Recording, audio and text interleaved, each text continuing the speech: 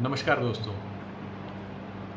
पिछले 3 हफ्ते से हम सहोदर के अंतर्गत यूट्यूब लाइव कर रहे हैं, जिसका मुद्दा रहा है मेंटेनेंस।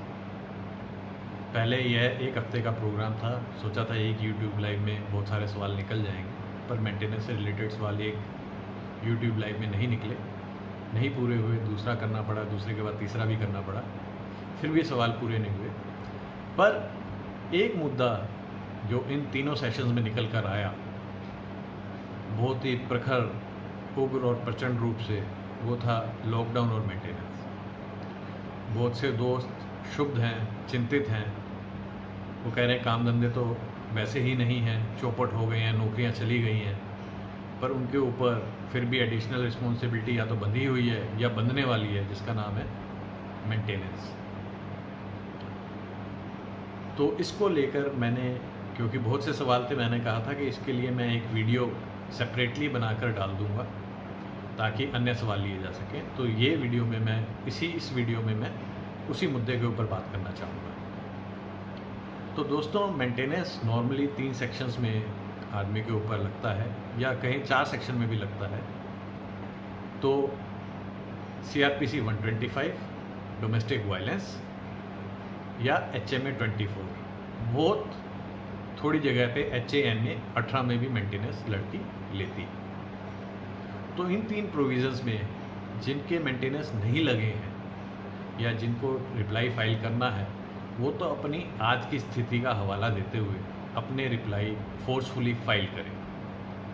रही बात उन लोगों की जिनके मेंटेनेंस पहले से लगे हुए हैं और आज उनकी स्थितियों में बदलाव हो चुका है, उनकी नौकरियां जा चुकी हैं, या उनकी सैलरी में कटौती हो चुकी है, या उनके काम धंधे पर इम्पैक्ट हुआ है, लॉसेस हुए हैं, तो उसके लिए तीनों के तीनों सेक्शंस के अंदर या चारों सेक्शंस के अंदर एक एक एप्लीकेशन कोड खुलते ही लगा देनी चाहिए। CRPC 125 के अंतर्गत जो मेंटेनेंस अवार्ड होता है, वो CRPC 127 के अंतर्गत जाकर आप उसको मॉडिफाई करवा सकते हैं। उसकी एक ही शर्त है कि दोनों की स्थिति में, चाहे वो पेटिशनर हो जो एप्लीकेंट है उसकी स्थिति में, या रिस्पोंडेंट जो कि आप हैं, उसकी स्थितियों में कोई परिवर्तन आए तो मेंटेनेंस का अवार्ड उसके हिसाब से एडजस्ट किया जा सकता है, मॉडिफाई किया जा सकता है, रिसेंड किया जा सकता है।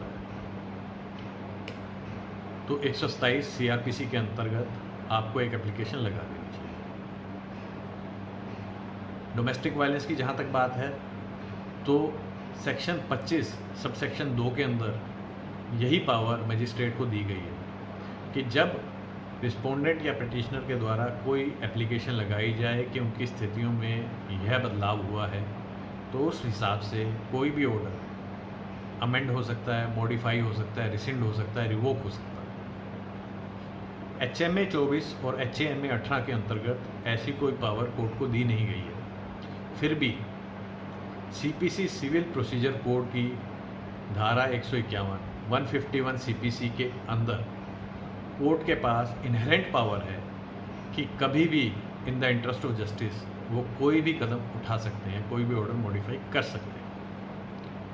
तो दोस्तों, ये 3 एप्लीकेशनें, अब मुझे पता है कि ये 3 एप्लीकेशनें बनाना बहुत मुश्किल काम नहीं है, फिर भी आप सबकी सुविधा के लिए मैंने ये तीनों एप्लीकेशनें बनाकर अपनी वेबसाइट पर डाल दी हैं।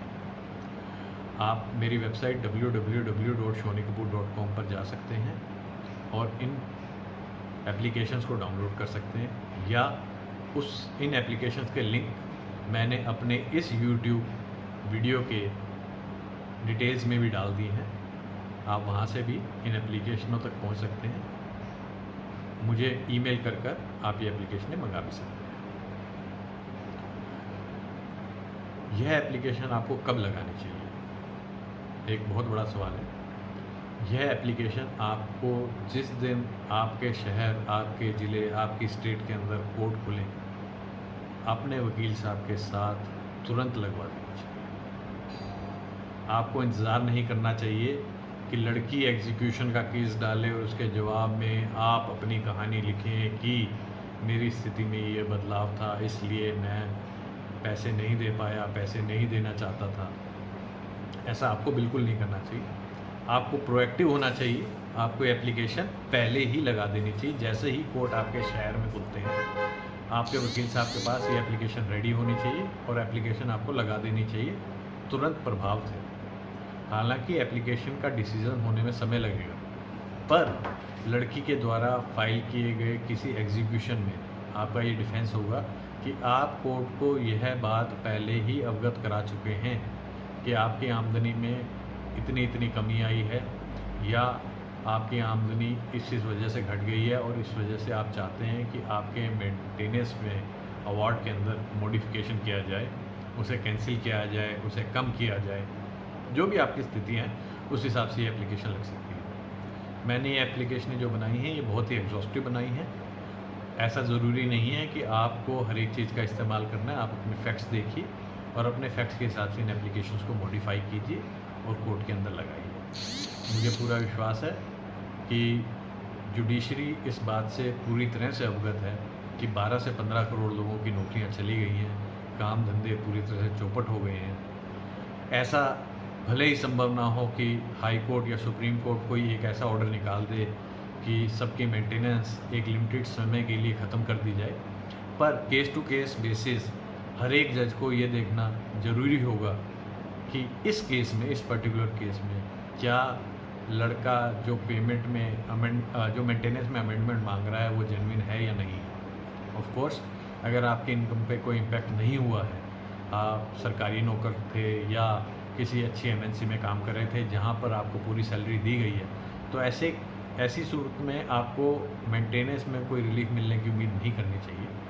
पर अगर आपकी जेन्युइननेस कोर्ट को नज़र आती है, आप छोटे दुकानदार थे, आप छोटे बिजनेसमैन थे, आप मंझोले बिजनेसमैन थे, आप इंडस्ट्रियलिस्ट थे, आप ऐसी जगह नौकरी करते थे, प्राइवेट नौकरी में थे जहाँ पे तनख्वाहें नहीं मिल रही हैं, किसी ऐसी इंडस्ट्री में थे जहाँ पर इस लॉकडाउन का बहुत बुरा इम्पैक्ट हुआ है, तो I am very sure court आपकी एप्लीकेशन को सुनेगा, समझेगा और उस बेसिस पे आपको रिलैक्सेशन डेफिनेटली प्रोवाइड करेगा।